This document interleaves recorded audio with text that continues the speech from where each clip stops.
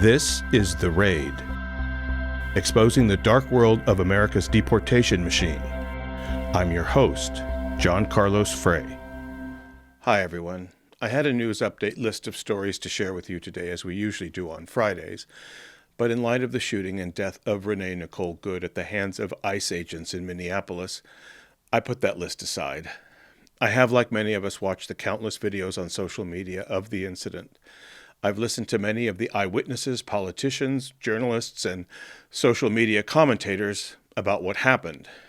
It strikes me that within minutes, the Trump administration officials had clear messaging to protect the ICE agent who fired his weapon. Trump lied.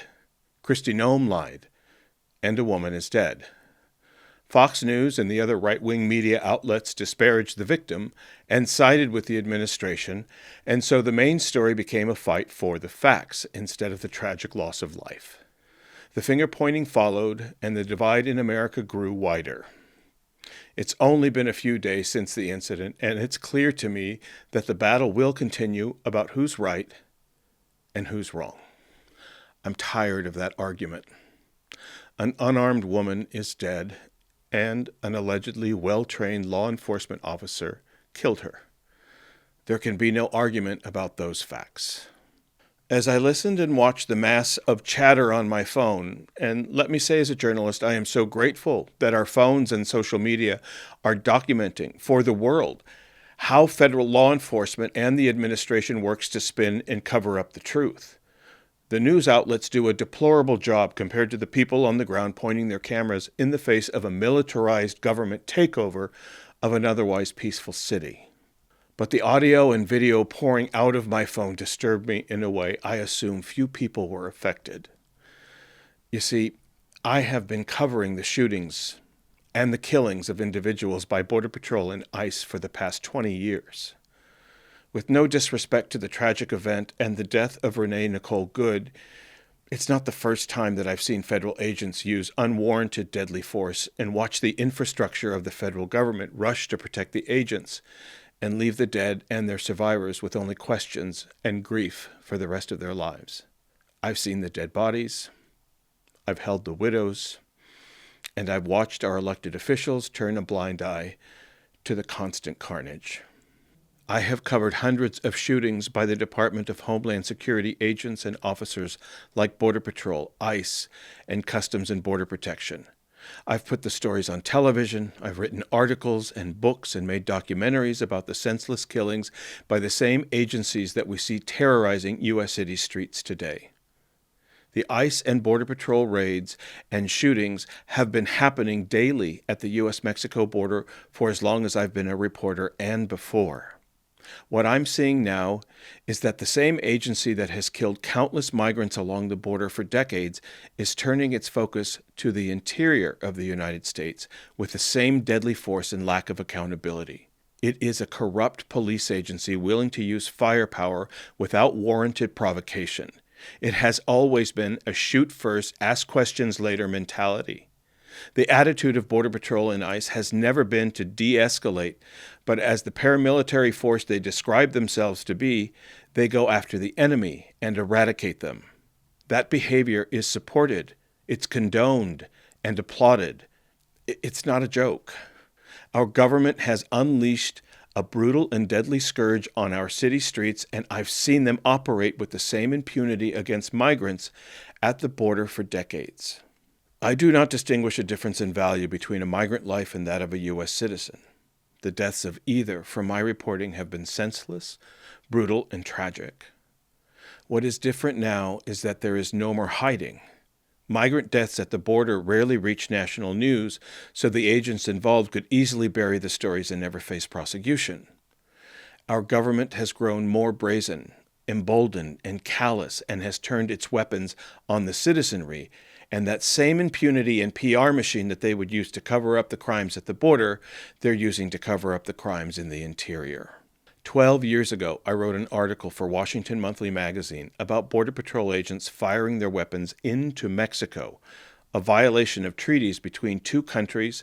Well, nevertheless, I detailed 10 separate incidents of cross-border shootings covering the span of just a couple of years. In 6 of those 10 cases, Border Patrol agents actually killed individuals standing in Mexico. All of them were unarmed. None of the agents' names were ever released to the public, and all were exonerated for illegally firing into Mexico and killing Mexican nationals on their own soil. Jose Antonio Elena Rodriguez was 15. He was shot 6 times in the back by a Border Patrol agent standing in Arizona. The boy died at the scene. He was unarmed and just out for a walk. Arevalo Pedrosa was celebrating his daughter's birthday at a park in Mexico along the Rio Grande River. Border Patrol shot across the river from the U.S., striking Arevalo in the lung. He was unarmed and died in front of his family. Alfredo Yanez was shot in the face while he was in Tijuana, Mexico, by Border Patrol agents standing in San Diego. I was in the area and invited to examine Yanez's body and take photographs. He was unarmed. Juan Pablo Santillan, 32, a father of 4, was collecting firewood along the Rio Grande when shots rang out coming from Texas. Juan Pablo was shot in the chest and died at the scene. He was unarmed. Sergio Adrián Hernández Guereca, 17, was standing in Juarez, Mexico, when a Border Patrol agent standing in El Paso, Texas, fired 2 rounds, striking Sergio in the eye and killing him. He was unarmed. In these few cases, families of the victims and eyewitnesses in Mexico were never contacted by U.S. officials. The accounts of the agents involved were the primary source of information for all of the investigations. All of the cases have been closed, and all agents involved have been exonerated. Although cross-border shootings may not be relatable to the horrible event that unfolded in Minneapolis, the seeds of the cover-up of the crime are identical. I can't predict the future, but I am certain that the Trump administration will fight hard to protect the agent involved, and just like the families in Mexico, the loved ones of Renee Nicole Good will receive little to no answers or cooperation from our government. I am deeply and negatively affected by the recent events in our country. I am seasoned, and I've been in this space for my entire career, but I'm struggling with the chaos and the cruelty. As I watch the tragic events unfold almost daily now, I see a clear and disturbing pattern emerging. The Trump administration is asserting dominance by using force and the violation of laws. I can't become outraged anymore by the outlandish behavior of this administration because that is the point. There are no norms. There is no rule of law. There is no accountability. All there is us, our cell phones, our voices, and our hearts. I'm a journalist, but above that, I'm a human being, and I wish to join you all in the fight for the restoration of our country and the protection of life everywhere. This is a corrupt and dangerous agency out of control with the support of the entire federal government and a system of courts that protects the agents over the victims.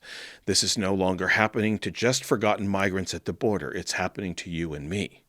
Both sets of individuals need to be acknowledged and protected above all. I will remain vigilant, continue to report the abuses, and remain ready for what's to come.